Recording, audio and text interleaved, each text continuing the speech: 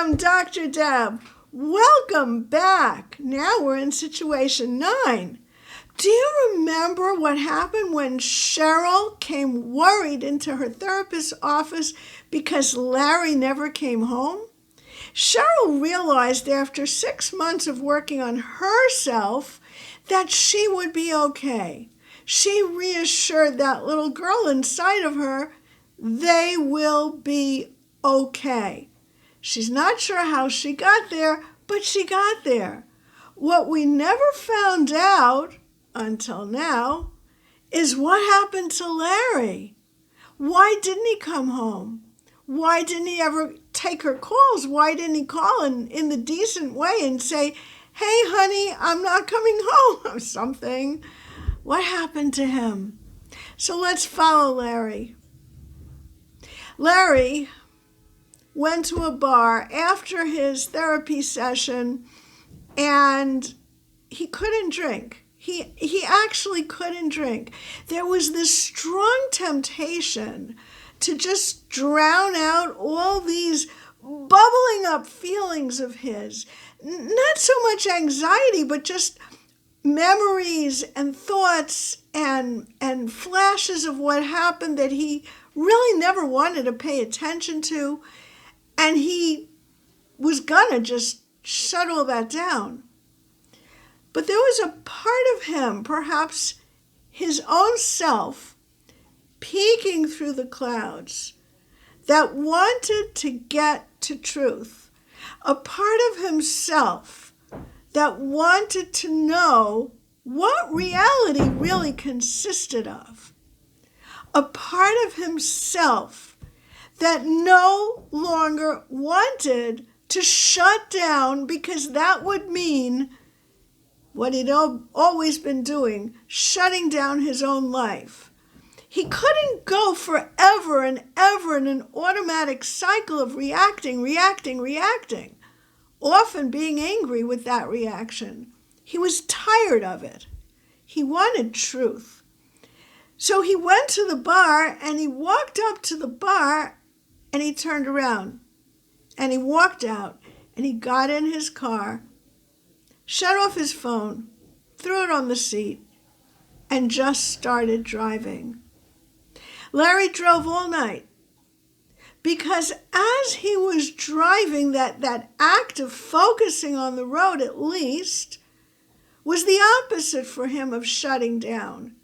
It was engaging with reality, the road.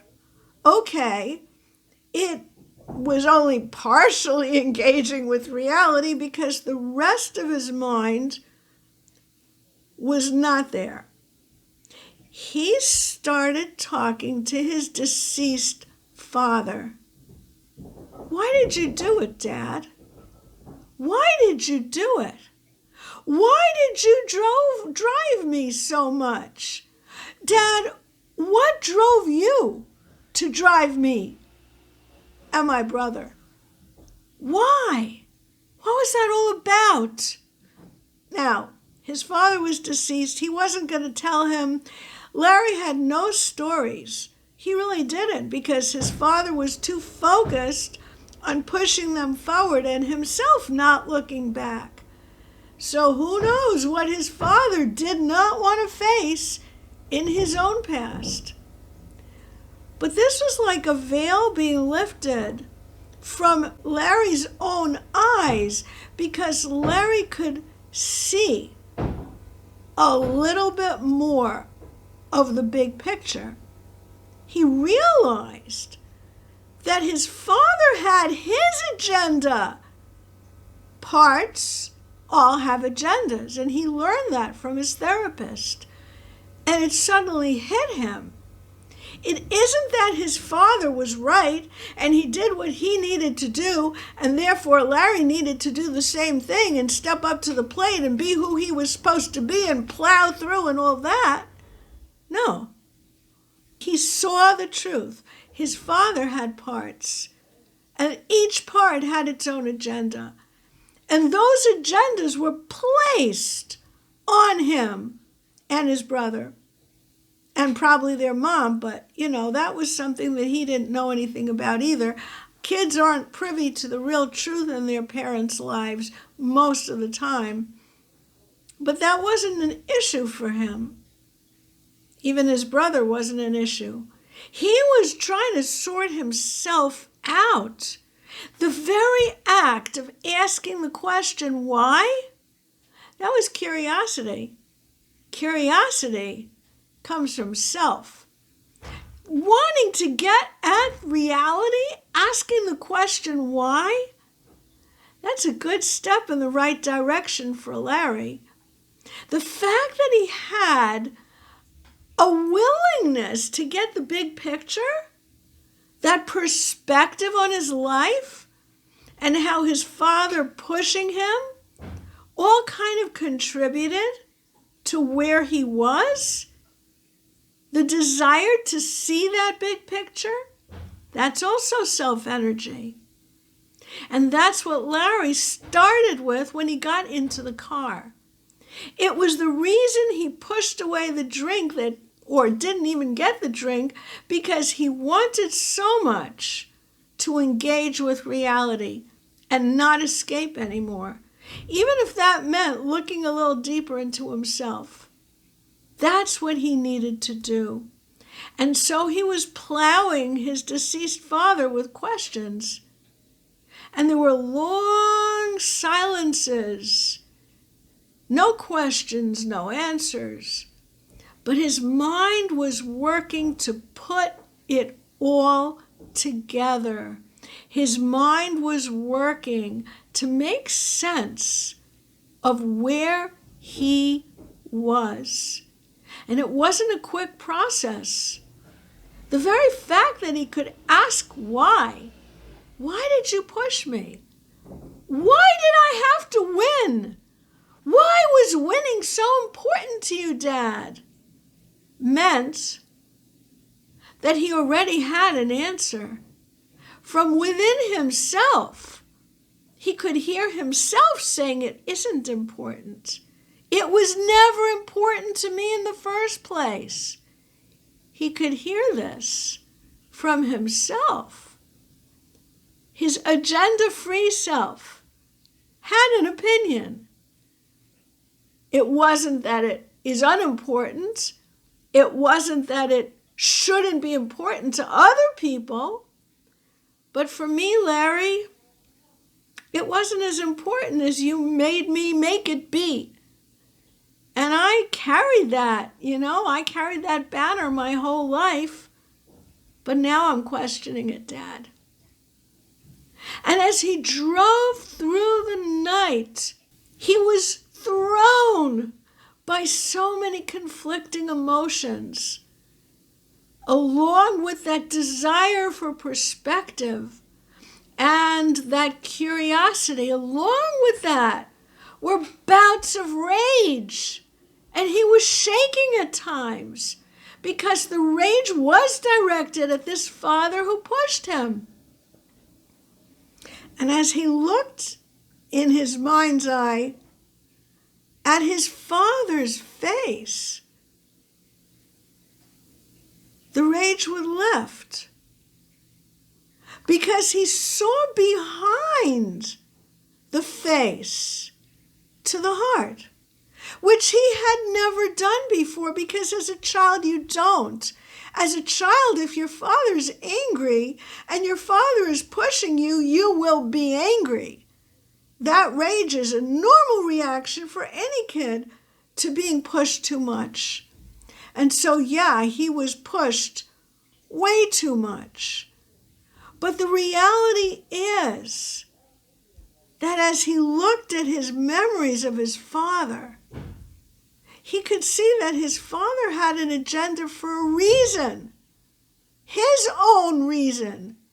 Not necessarily a healthy reason or a good reason. Just his reason. And a flash would come over him as he was driving through the night of compassion for his father. Because he realized that if his father was being pushed by an agenda that didn't even make sense, that his father was trapped by it, ruled by it, just as he, Larry, had been ruled by his own agenda, that he had to do what his father put on him. Win, go forward at any cost. He saw it. He realized it didn't make sense for him. And his poor father, it didn't make sense for him either. And those waves of compassion would be swept away again by rage when he thought of all the troubles that this caused him in his life. Why, Dad, did you have to do that? That was not a why question, even though it starts with the word why. That was a complaint, right? That was an argument. That was rage. Mixed with sadness, too, for himself. Why did I get myself into this? That's not a real why question either, right? That's a why of woe is me. But you know, it's interesting. The courage that Larry had just to face himself and his inner demons, which consisted of the image of his father and that poor kid that he used to be being pushed around, and the recent setbacks at work, starting with Molly a number of months ago, but then this client that quit on him and the guy he was going to fire and chose not to in the end. All those setbacks made him angry. And every time he asked the why question and he allowed silence to make it a question and not just an expression of rage, his self-energy would shine through, because that's what self-energy is. Self-energy includes true curiosity as well as the compassion and the perspective. And he started to get more and more clarity as he rode through the night. And so I want to just kind of break here a little bit to do a little explaining. It is said that no one is in self-energy 100% at any one moment. It's impossible. For example, right now I'm talking to you. I feel like I'm in self. I think I am. But I'm performing, right? I'm talking to a video camera. I have to make sure I'm looking at the camera, you know, that kind of stuff. I'm trying not to say, right? All that stuff. Okay, so I'm not 100% in self either. Here's the thing. If we are 70% in self, we're good.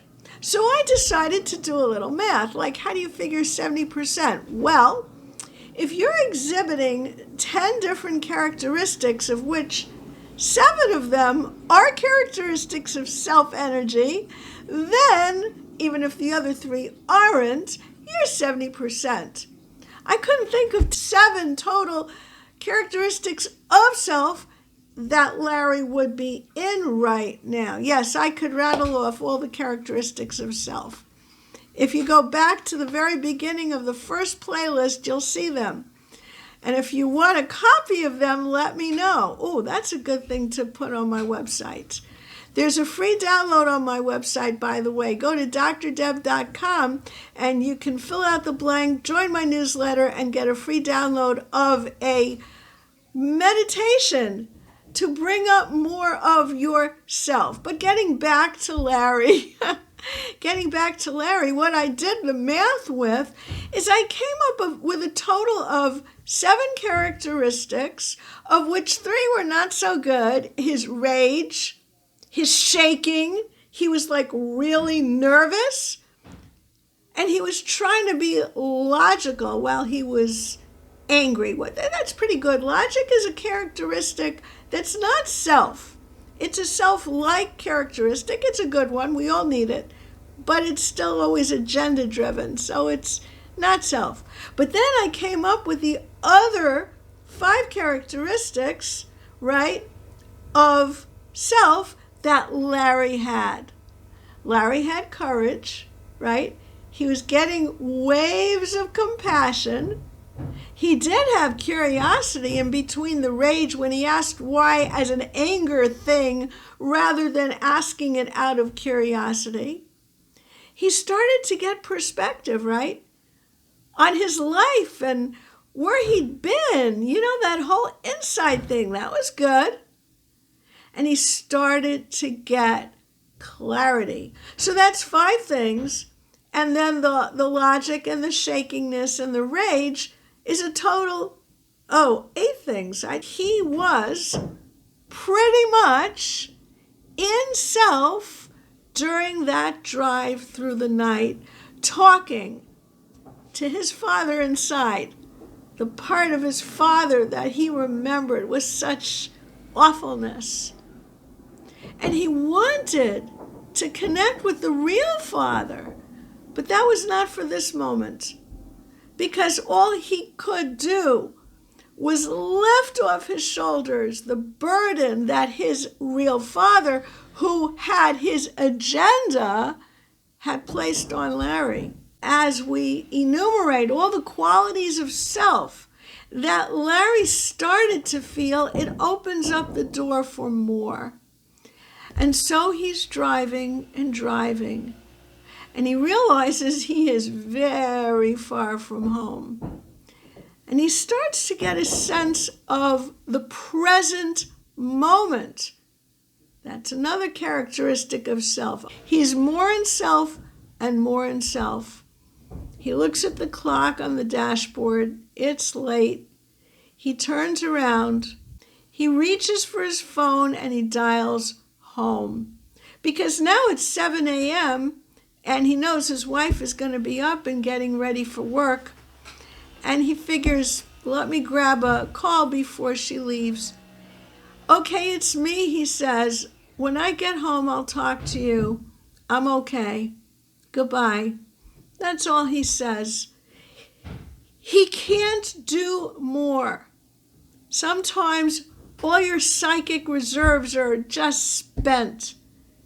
He's feeling tired now, but he drives home.